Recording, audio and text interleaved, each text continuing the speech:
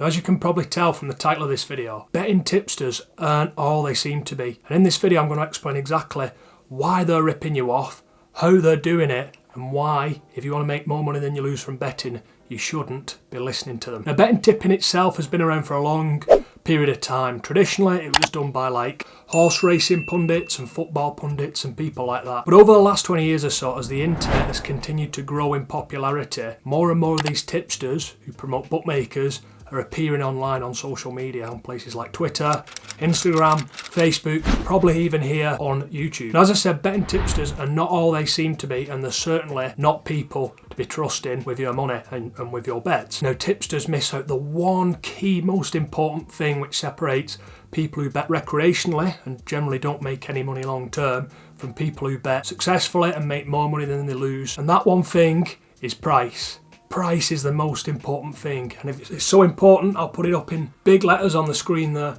Price, the only thing that matters when you're trying to make more money than you lose and trying to win at betting. Now, tipsters don't talk about price because the companies that they promote have poor prices, and the companies that they're promoting are bookmakers, so bookmakers like Bet365, William Hill, Coral, Ladbrokes, all the main soft bookmakers here in the UK. These are who the tipsters are promoting, and these are the tipsters I'm talking about within this video. Now, the way in which you actually win at betting, which is top secret, which I'm going to let you in on right now, it's not really secret, but the way in which you win at betting is you take the real odds, the true odds of something occurring, so let's say it's 2 to 1, 3.0, which represents 33% chance in implied probability. Take the true odds, and if you can get odds better and higher than the true odds, if you can get 3 to 1 or 4.0 or 25% chance implied probability, that is a value bet, and you should take that bet because the odds you're getting are higher than the true odds of the outcome occurring. Now, it doesn't matter if the bet wins or if the bet loses, you have taken value with that bet, and if you do this with every single bet that you place, you will make more money than you lose, or it's almost a mathematical certainty that you will make more money than you lose. Now, of course, all the bookmakers here in the UK are running companies, and the way in which they make money is they're just reversing this process. So instead of giving you odds what are fair or odds that are value, they're giving you odds what are not value. So if the true odds, a true chance of something occurring, is 2 to 1, 33% chance,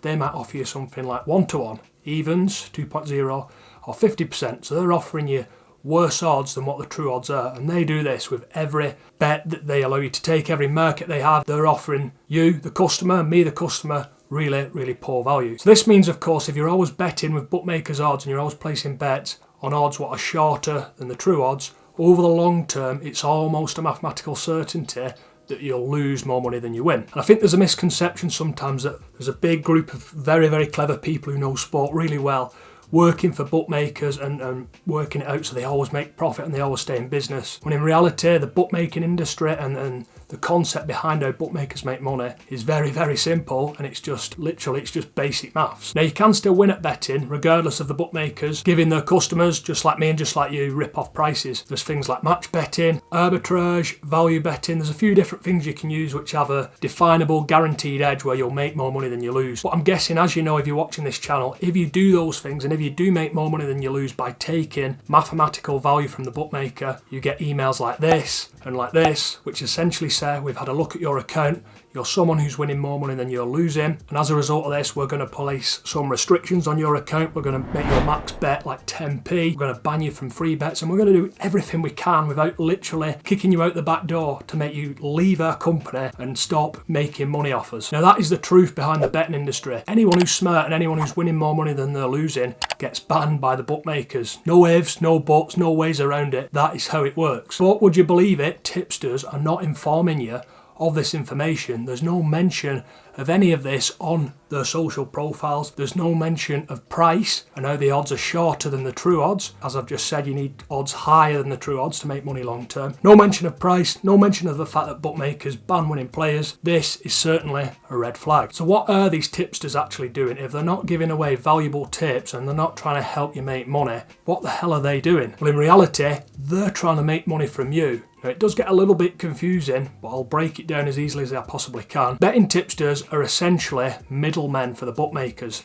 They're essentially marketers and promoters of bookmakers' websites and bookmakers' odds. Now, of course, bookmakers run advertising campaigns on the TV all the time. I'm sure you'll know them. Every Sunday when you're watching the football, loads of them pop up. Every time there's a football match on or a big sporting event, there's a betting advert on the screen. The William Hill one's a pretty popular one at the moment with Sweet Caroline playing in the background. But bookmakers actually have another stream of marketers what are hidden in the background, they're hidden in plain sight, and these are betting tipsters. Now bookmakers reward their tipsters and they reward their promoters and their marketers with a commission every time that person they promote and the person they send the traffic to that website, every time they place a bet and lose a bet, the bookmaker pays that tipster a commission. So as you can probably see instantly, this is a big red flag and this is a big moral dilemma we've got here. The betting tipsters promoting betting odds which don't represent value. They're not letting people know that if you win at betting long term, the bookmaker will ban you, and the betting tipster gets paid if you lose a bet. So of course what these tipsters are doing is they're promoting really poor value bets such as accumulators, which represent very poor value, because remember the odds are initially poor as they are as singles, and when you start accumulating them and timesing them all together, you just get completely ripped off. But of course every now and again someone might land a big accumulator, and when that happens people see them as a genius, very intelligent and very clever, when in fact the payout you got from the odds from the accumulator would have been terrible anyway, because bookmakers' odds aren't representative of true value, and ultimately it looks like the betting tipster has done his job. But in reality he blocks people who try and tell people the truth, he blocks people who say this betting tipster's rubbish, he's giving me loads of losing bets, and ultimately the betting tipster makes money whilst everybody else loses money. So as you can probably tell, these people aren't the nicest people in the world. They have a real issue from a moral perspective and they don't really care about you, they just care about taking commissions when you lose a bet. Now I just want to say, it is your money at the end of the day, you work hard for your money I'm guessing, and if you don't want to listen to me and you do enjoy betting with tipsters, feel free to do it, you know, feel absolutely free to do it. I'm not stopping you, I'm not saying don't do it, I'm just giving you my opinions on why you shouldn't do it, my opinions on why these people have no real interest in giving you winning bets and no real interest in telling you how to win at betting, and all they want to do is take backhanders from your money when you lose bets with a bookmaker. That is their business model. It's a terrible business model and it's not a very nice business model, let's put it that way. But like I said earlier, you can certainly win at betting. The way I do it is by using something called match betting, which is a really good way of making money. Check out the link down below in the description if you want to get a free trial of the website I use, which is OddsMonkey, which I'm an affiliate of, but the product I'm promoting actually gives people value and actually helps people make more money than they lose from betting, unlike betting tipsters. And yeah, that pretty much wraps up this video. If you want to see a match betting related video where I make over £400 in about 5 minutes, check it out now, I'm popping it up on screen. It's a really good watch and it will show you exactly why match betting is one of the best ways of making money online from gambling.